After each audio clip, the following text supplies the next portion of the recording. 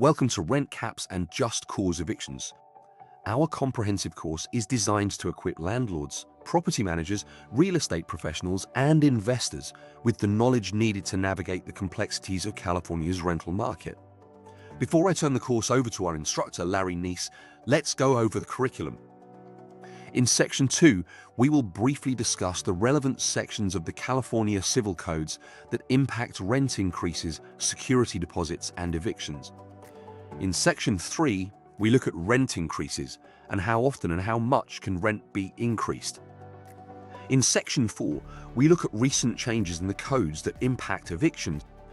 In Section 5, we will look at security deposits.